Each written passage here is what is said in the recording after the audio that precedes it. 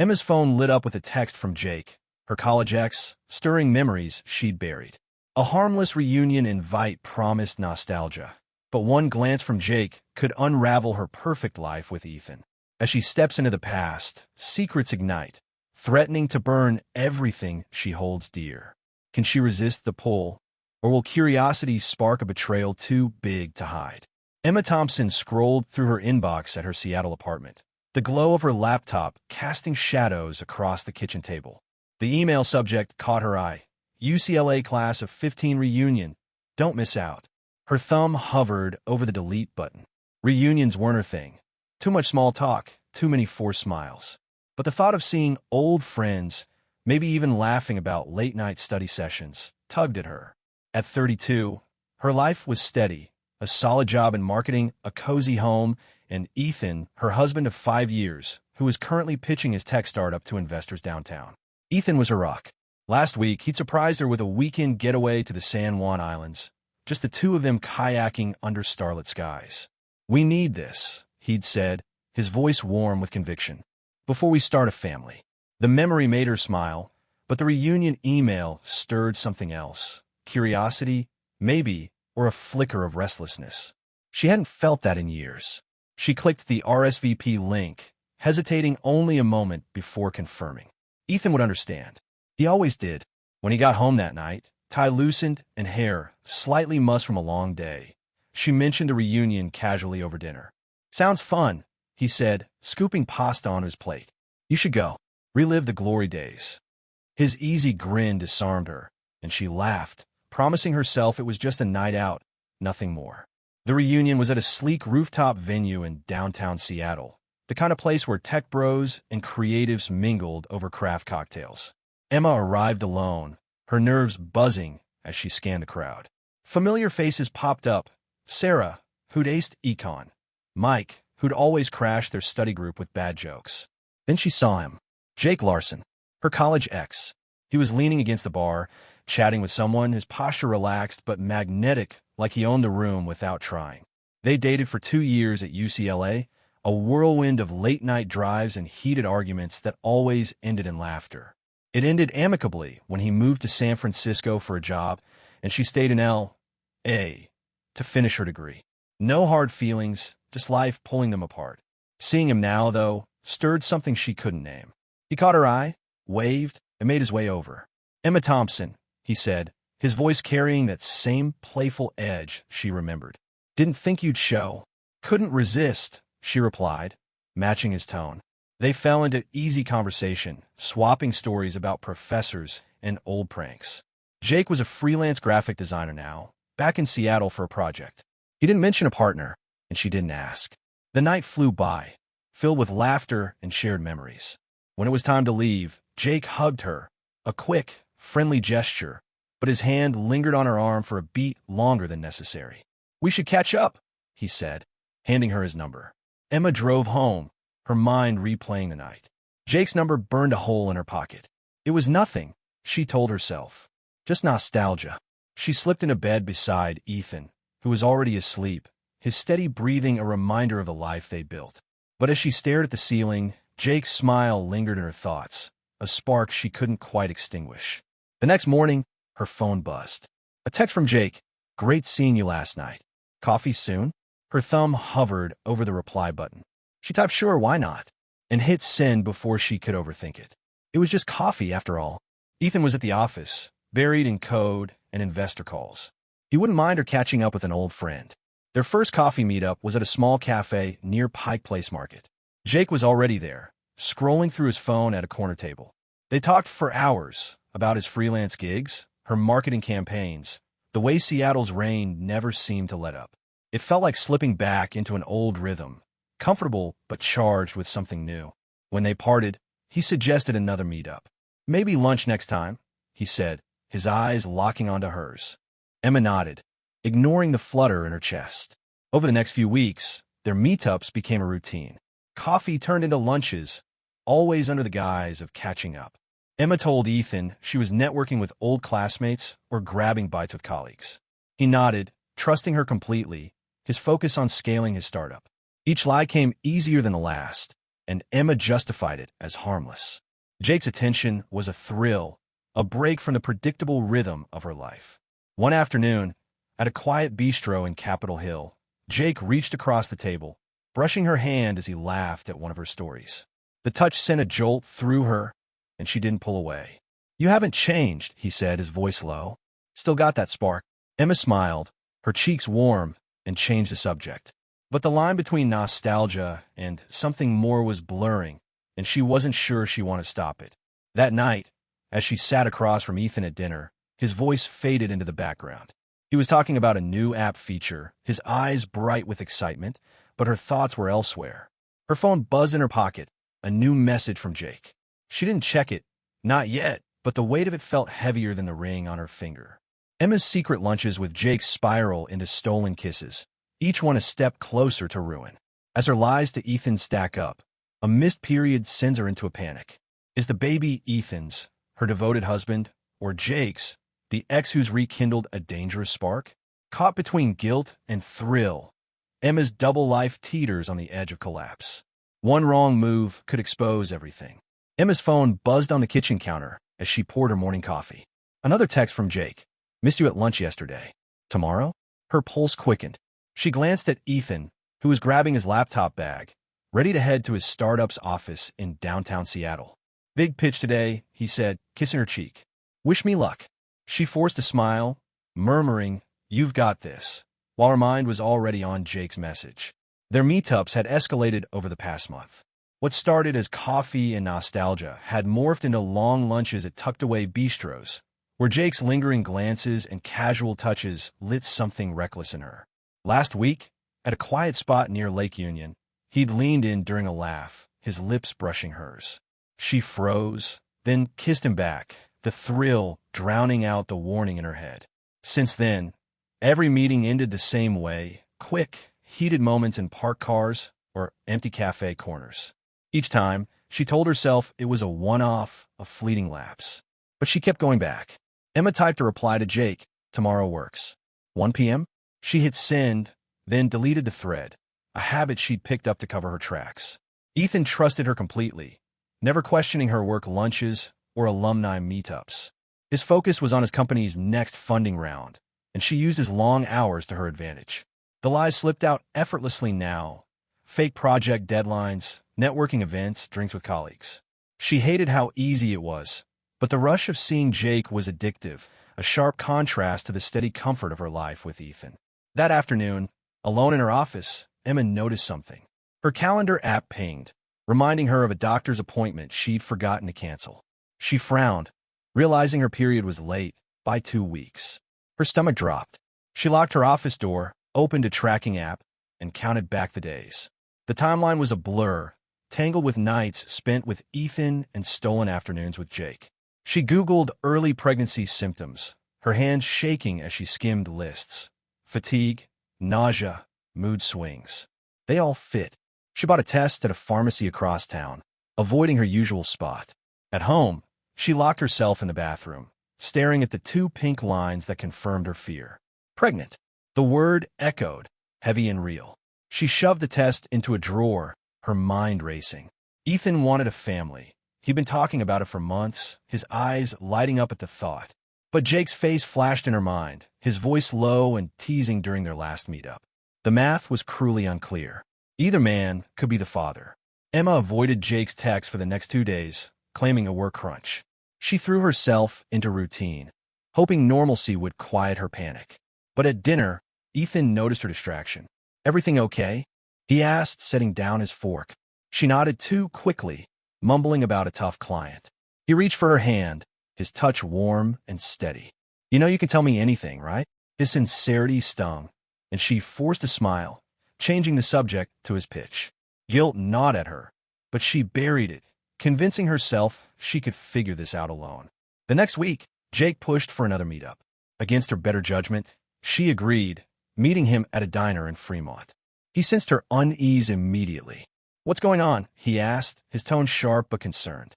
She hesitated, then lied, saying she was stressed about work. He didn't buy it, leaning closer.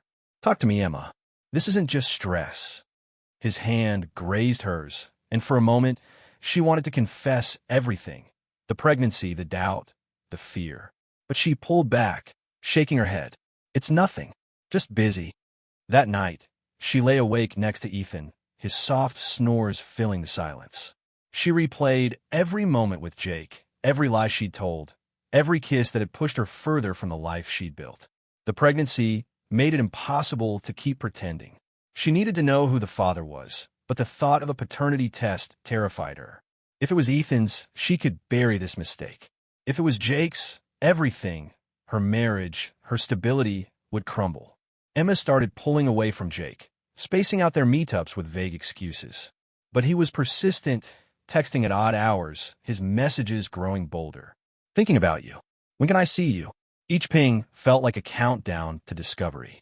Meanwhile, Ethan's trust remained unshaken.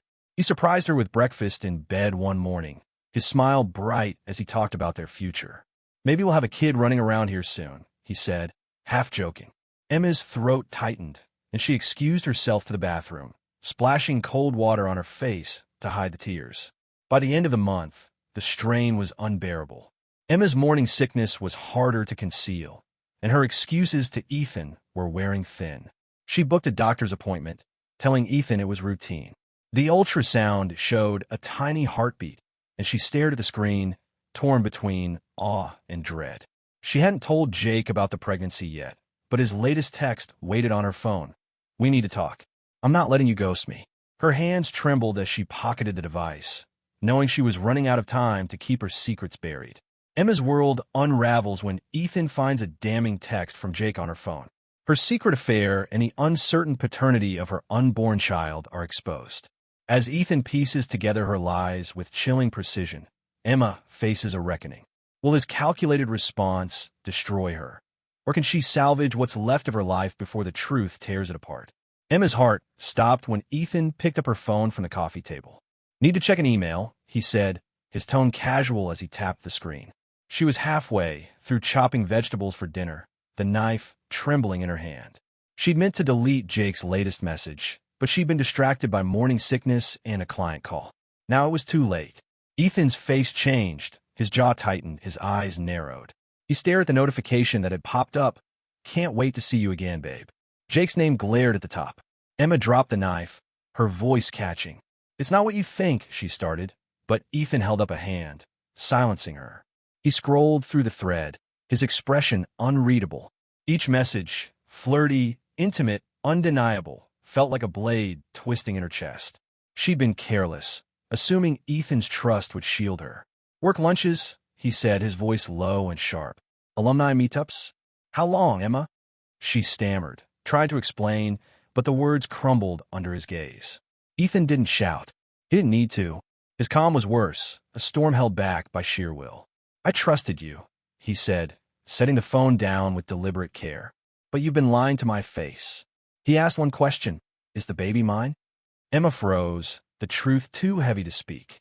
She didn't know, and that uncertainty was her confession. Ethan didn't wait for more excuses. Over the next day, he moved with quiet purpose. Emma watched, helpless, as he accessed their shared location data, piecing together her work, outings. He cross-referenced dates with her calendar, finding gaps that aligned with texts from Jake. She'd met him at cafes, diners, even a park near Ballard, places Ethan never suspected. His tech background made him methodical. He didn't accuse without evidence. By evening, he had a timeline that laid her betrayal bare. "I'm getting a paternity test," Ethan said, his voice flat as he stood in their kitchen. "Not because I want to, but because I have to know." Emma nodded, tears streaming down her face. She wanted to beg, to explain how she'd been swept away by nostalgia, how she never meant to hurt him. But his eyes, once warm with love, were cold now, unreachable. He booked the test for the next morning, calling the clinic with the same efficiency he used for work deadlines. The appointment was clinical, sterile. They sat in the waiting room like strangers, Emma clutching her purse while Ethan stared at his phone. The nurse drew samples, his cheek swab, her blood, explaining results would take a week. Ethan thanked her, then left without a word to Emma. She drove home alone, the weight of her choices suffocating her. That night, Ethan slept on the couch, his suitcase already half-packed by the door. Emma tried reaching out to Jake, needing someone to anchor her spiraling thoughts. She texted him, asking to meet. They sat at a quiet bench near Green Lake, her hands fidgeting as she confessed the pregnancy and Ethan's discovery. Jake's reaction wasn't what she expected. He leaned back, exhaling sharply. "You're pregnant? And it might be mine?" His voice was a mix of shock and something else. Hope, maybe. He reached for her hand, saying, "This could be our chance, Emma, to be what we were." She pulled away, shaking her head. "Ethan knows everything. He's doing a test." Jake's face darkened, but he pressed on, talking about a future together, as if Ethan's pain was just collateral. Emma felt trapped, torn between Jake's reckless optimism and the life she'd shattered with Ethan. She left the park without promising anything, her mind a tangle of guilt and fear. Back home, Ethan barely spoke. He worked from the living room, his laptop a barrier between them. Emma tried apologizing, her words clumsy and desperate. "I was confused," she said, voice breaking. "It wasn't supposed to go this far." Ethan looked up, his expression hard. "You couldn't just cheat, Emma. You lied, over and over. You let me believe in a future you were throwing away." His words cut deeper than any shout, and she had no defense. The next day, Emma's phone buzzed with a new message from Jake. "Whatever happens, I'm here. We can figure this out." She didn't reply. His confidence felt hollow now, a reminder of how far she'd strayed. Meanwhile, Ethan's silence grew heavier, his presence in the house a constant reminder of her betrayal. She noticed him checking his email obsessively, likely waiting for the test results. Each glance felt like a countdown to judgment. By the week's end, Emma's anxiety was unbearable. She couldn't eat, couldn't sleep. The pregnancy was starting to show, a small bump under her loose shirts, and hiding her nausea from colleagues was exhausting. She called in sick, unable to face the world. Alone in the house, she replayed every choice, every text, every kiss, every lie. She thought she could control it, keep Jake in a separate compartment of her life. Now, that compartment had burst open, spilling chaos into everything. Ethan broke the silence that night, his voice steady but distant. "The results come tomorrow. Whatever they say this," he gestured between them, "is over. I can't live with someone I don't trust." Emma nodded, tears falling, knowing she'd lost him long before the test. As he walked away, she clutched her phone, Jake's unread message glowing on the screen. The future she'd imagined, with either man, felt like a mirage, slipping further away with every second. The paternity test results loom, threatening to shatter Emma's fragile world. Ethan's cold resolve and Jake's reckless promises pull her in opposite directions. As her lies unravel, a public scandal erupts, stripping away her career and allies. With nowhere to hide, Emma faces the wreckage of her choices.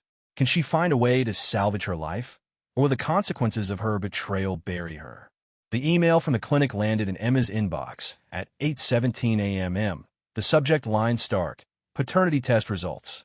Her hands shook as she opened it, alone in the quiet of her Seattle apartment. Ethan had left for his office hours ago, his suitcase still by the door, a silent promise of his exit. The results were clear. Ethan was the father. Relief flooded her, but it was fleeting. The truth about the baby didn't erase the lies she'd told or the trust she'd broken. She forwarded the email to Ethan, typing, "I'm so sorry. Can we talk?" He didn't reply. Emma tried calling him, her voice trembling as she left a voicemail.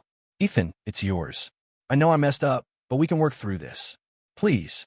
She waited, checking her phone obsessively, but hours passed with no response. Desperate, she drove to his office, a sleek tech hub in Pioneer Square. His assistant said he was in meetings all day. Emma lingered in the lobby, hoping to catch him, but left when security gave her a pointed look. Back home, she found a note on the counter. "I've started the divorce process. My lawyer will contact you." The weight of Ethan's decision hit her like a punch. She'd clung to the hope that the test results might soften him, but his trust was gone, replaced by a resolve she hadn't anticipated. She texted Jake, needing someone to lean on, and met him at a small park near Alki Beach. "The baby's Ethan's," she said, her voice flat. Jake's face fell, his earlier confidence replaced by unease. "So what now?" he asked. "You're staying with him?" Emma shook her head. "He's done with me. Filed for divorce." Jake reached for her hand, his tone shifting to urgency. "Then come with me. We can start over, just us." She pulled back, his words ringing hollow. The thrill of their affair had blinded her. But now, with everything collapsing, she saw Jake for what he was, a fleeting escape, not a future. "I need time," she said, leaving him on the bench, his calls unanswered as she drove away. The next day, the fallout spread. A mutual friend from the reunion, who'd seen Emma and Jake together too often, posted a vague but pointed comment on a group chat. "Some people aren't who they seem." Gossip traveled fast, reaching Emma's workplace. Her boss called her in, citing concerns about professionalism after rumors of her affair surfaced. By the end of the week, she was let go, her marketing role handed to someone else. The public humiliation stung worse than she'd expected, her colleagues' whispers following her out the door.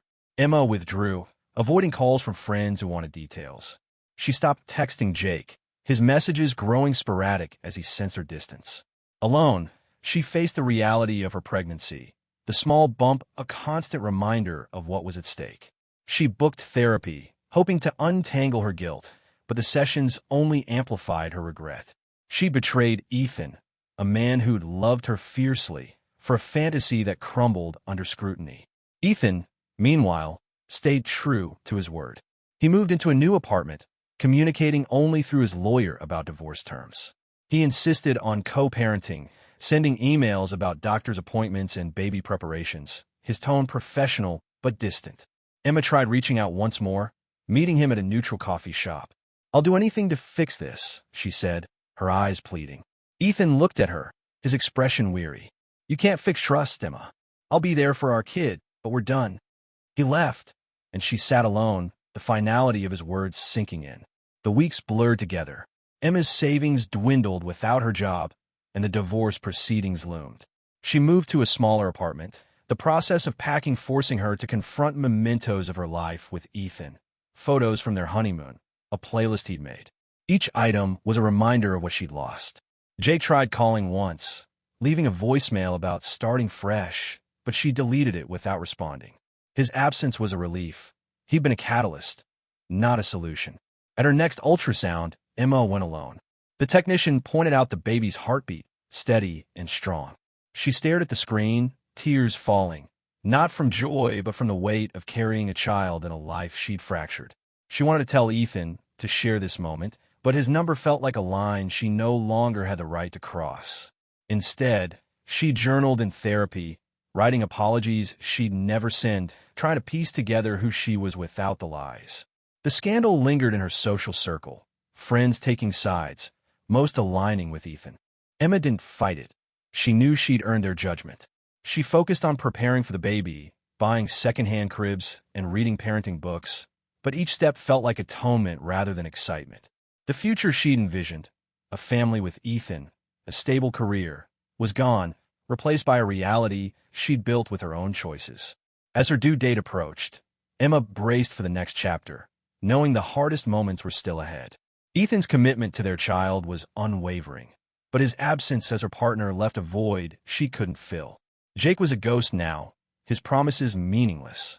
Emma stood alone, her mistakes a shadow she'd carry into motherhood, hoping she could rebuild for the sake of the life growing inside her. Emma's life lies in ruins as her baby's birth approaches. Ethan, now a devoted father-to-be, has moved on, while Jake's absence leaves her isolated. Facing motherhood alone, Emma grapples with the scars of her betrayal. At their son's first birthday, a new reality confronts her. Can she find redemption, or will the consequences of her choices define her forever? Emma's contractions started at dawn, sharp and relentless, pulling her from a restless sleep. She grabbed her phone, hesitating before calling Ethan. He'd been clear about his role, father, not husband, but she had no one else. To her surprise, he answered on the first ring. "I'm coming," he said, his voice steady, no trace of resentment. By the time she reached the Seattle hospital, Ethan was there, pulling on a gown, his focus entirely on her and the baby. In the delivery room, he held her hand through each wave of pain, his presence calm but distant. When their son, Liam, was born, Ethan's eyes softened as he cradled him, whispering, "You're perfect." He placed the baby in Emma's arms, their fingers brushing briefly. For a moment, she hoped for a spark of reconciliation, but Ethan's gaze held only resolve. I'll always be here for him, he said, stepping back. The weight of what she'd lost settled deeper as she held Liam, his tiny heartbeat a fragile anchor in her fractured world. The first months were a blur of sleepless nights and cautious co-parenting. Ethan was true to his word, showing up for doctor's visits and dropping off supplies with meticulous care. Their conversations were brief, centered on Liam's needs, feeding schedules, sleep patterns, vaccinations. Emma tried to bridge the gap once, inviting Ethan for coffee to talk about us. He declined politely, saying, "Let's keep this about Liam." His boundaries were firm, a reminder of the trust she'd shattered. Jake had vanished entirely. After Emma confirmed the baby was Ethan's, his text stopped. She heard through a mutual friend he'd moved to Portland, chasing a new project and a new life. The rejection stung, but it clarified things. Jake had been a fleeting temptation, not a partner.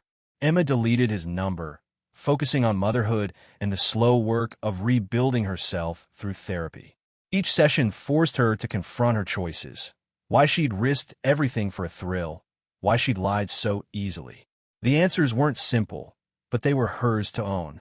As Liam's first birthday approached, Emma planned a small party at her new apartment, a modest one-bedroom she'd rented after the divorce. She invited close family and a few friends who hadn't cut her off after the scandal. Balloons bobbed in the corner, and a simple cake sat on the counter. She hadn't expected Ethan to come. He'd been distant, only seeing Liam on scheduled days, but he arrived, gift in hand, with a woman by his side.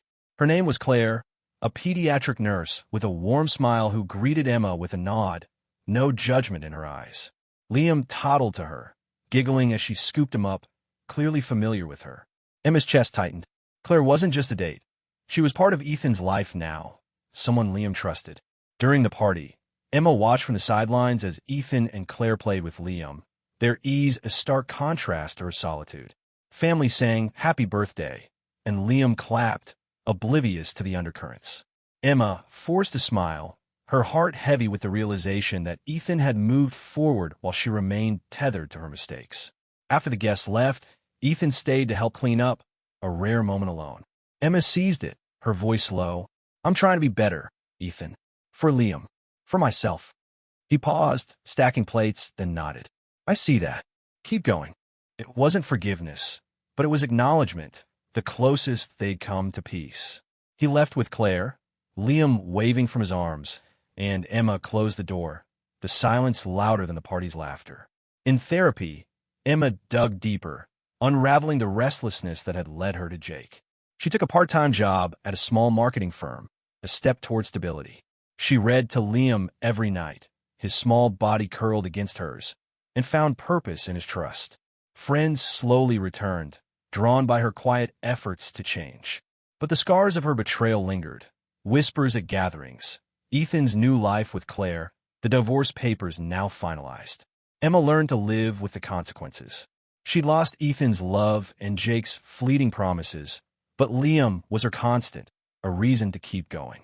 She vowed to raise him with honesty, to be the mother he deserved, even if it meant carrying the weight of her past alone. As she tucked him into bed one night, his tiny hand in hers, she whispered, "I'll do right by you."